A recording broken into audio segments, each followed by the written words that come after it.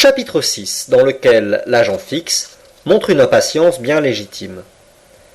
Voici dans quelles circonstances avait été lancée cette dépêche concernant le sieur Phileas Fogg.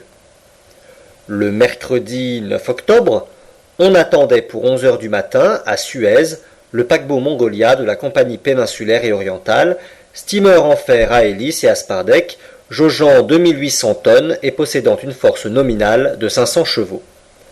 Le Mongolia faisait régulièrement les voyages de Brindisi à Bombay par le canal de Suez. C'était un des plus rapides marcheurs de la compagnie, et les vitesses réglementaires, soit 10 000 à l'heure entre Brindisi et Suez et 9 053 centièmes entre Suez et Bombay, il les avait toujours dépassés.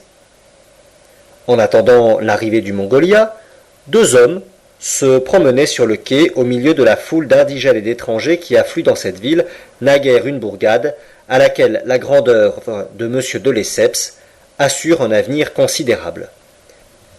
De ces deux hommes, l'un était l'agent consulaire du Royaume-Uni, établi à Suez, qui, en dépit des fâcheux pronostics du gouvernement britannique et des sinistres prédictions de l'ingénieur Stephenson, voyait chaque jour des navires anglais traverser ce canal, abrégeant ainsi de moitié l'ancienne route de l'Angleterre aux Indes par le cap de Bonne-Espérance.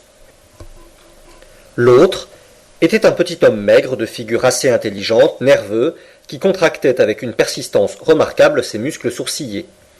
À travers ses longs cils brillait un œil très vif, mais dont il savait à volonté éteindre l'ardeur. En ce moment, il donnait certaines marques d'impatience, allant, venant, ne pouvant tenir en place. Cet homme se nommait Fix, et c'était un de ces détectives ou agents de police anglais qui avait été envoyé dans les divers ports après le vol commis à la Banque d'Angleterre. Ce Fix devait surveiller avec le plus grand soin tous les voyageurs prenant la route de Suez, et si l'un d'eux lui semblait suspect, le filer en attendant un mandat d'arrestation. Précisément, depuis 2 jours, Fix avait reçu du directeur de la police métropolitaine le signalement de l'auteur présumé du vol. C'était celui de ce personnage distingué et bien mis que l'on avait observé dans la salle des paiements de la banque. Le détective, très alléché évidemment par la forte prime promise en cas de succès, attendait donc avec une impatience facile à comprendre l'arrivée du Mongolia. « Et vous dites, monsieur le consul, demanda-t-il pour la 10e fois, que ce bateau ne peut tarder. »« Non, monsieur Fix, répondit le consul, il a été signalé hier au large de Port Saïd, et les 160 kilomètres du canal ne comptent pas pour un tel marcheur. Je vous répète que le Mongolia a toujours gagné la prime de 25 livres que le gouvernement accorde pour chaque avance de 24 heures sur les temps réglementaires. »« Ce paquebot vient directement de Brindisi, demanda Fix.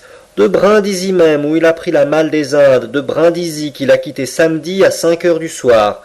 Ainsi ayez patience, il ne peut tarder à arriver, mais je ne sais vraiment pas comment, avec le signalement que vous avez reçu, vous pourrez vous reconnaître votre homme s'il est à bord du Mongolia. »« Monsieur le consul, répondit Fix, ces gens-là, on les sent plutôt qu'on les reconnaît. C'est du flair qu'il faut avoir, et le flair est comme un sens spécial auquel concourent l'ouïe, la vue et l'odorat. J'ai arrêté dans ma vie plus d'un de ces gentlemen, et pourvu que mon voleur soit à bord, je vous réponds qu'il ne me glissera pas entre les mains. »« Je le souhaite, monsieur Fix, car il s'agit d'un vol important. »« Un vol magnifique, répondit l'agent enthousiasmé. 55 000 livres. Nous n'avons pas souvent de pareilles aubaines. Les voleurs deviennent mesquins, la race des Sheppards s'étiole. On se fait prendre maintenant pour quelques shillings. »« Monsieur Fix, répondit le consul, vous parlez d'une telle façon que je vous souhaite vivement de réussir. Mais je vous le répète, dans les conditions où vous êtes, je crains que ce ne soit difficile. Savez-vous bien que, d'après le signalement que vous avez reçu, ce voleur ressemble absolument à un honnête homme. »« Monsieur le consul, répondit dogmatiquement l'inspecteur de police, les grands voleurs ressemblent toujours à d'honnêtes gens. Vous comprenez bien que ceux qui ont des figures de coquins n'ont qu'un parti à prendre, c'est de rester probes. Sans cela, ils se feraient arrêter. Les physionomies honnêtes, ce sont celles-là qu'il faut dévisager sur tout travail difficile, j'en conviens, et qui n'est plus du métier, mais de l'art. » On voit que le dit Fix ne manquait pas d'une certaine dose d'amour-propre. Cependant le quai s'animait peu à peu. Marins de différentes nationalités, commerçants, courtiers, portefaix, fellahs, y affluaient. L'arrivée du paquebot était évidemment prochaine. Le temps était assez beau, mais l'air froid, par ce vent d'est. Quelques minarets se dessinaient au-dessus de la ville sous les pâles rayons du soleil. Vers le sud, une jetée longue de 2000 mètres s'allongeait comme un bras sur la rade de Suez. À la surface de la mer Rouge roulaient plusieurs bateaux de pêche ou de cabotage, dont quelques-uns ont conservé dans leur façon l'élégant gabarit de la galère antique. Tout en circulant au milieu de ce populaire, Fix, par une habitude de sa profession, dévisageait les passants d'un rapide coup d'œil. Il était alors 10h30.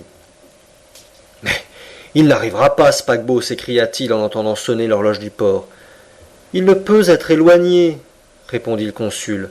« Combien de temps stationnera-t-il à Suez demanda Fix.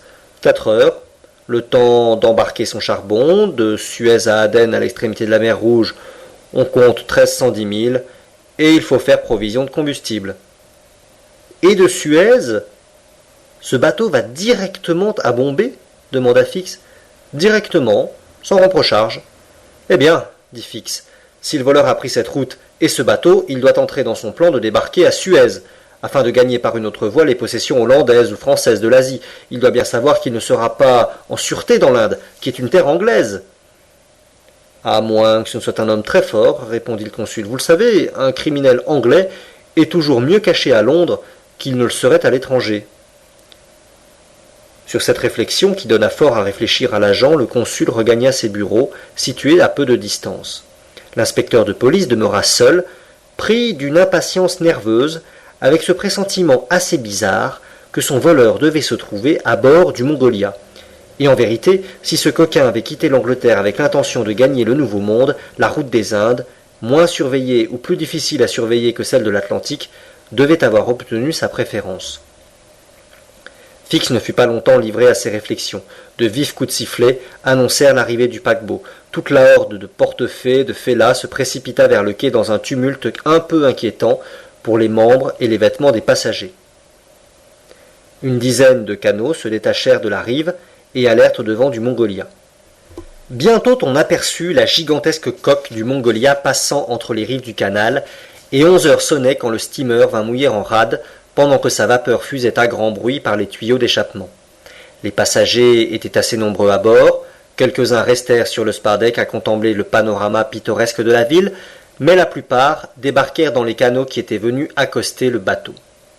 Fix examinait scrupuleusement tous ceux qui mettaient pied à terre. En ce moment, l'un d'eux s'approcha de lui, après avoir vigoureusement repoussé les fellahs qui l'assaillaient de leurs offres de service, et lui demanda fort poliment s'il pouvait lui indiquer les bureaux de l'agent consulaire anglais.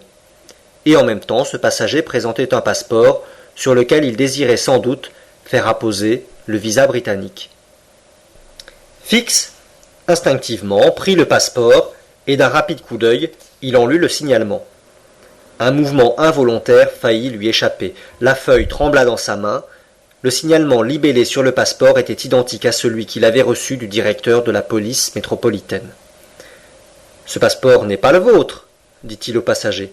« Non, répondit celui-ci, c'est le passeport de mon maître. »« Et votre maître, il est resté à bord. »« Mais, reprit l'agent, il faut qu'il se présente en personne au bureau du consulat afin d'établir son identité. »« Quoi ? Cela est nécessaire, indispensable.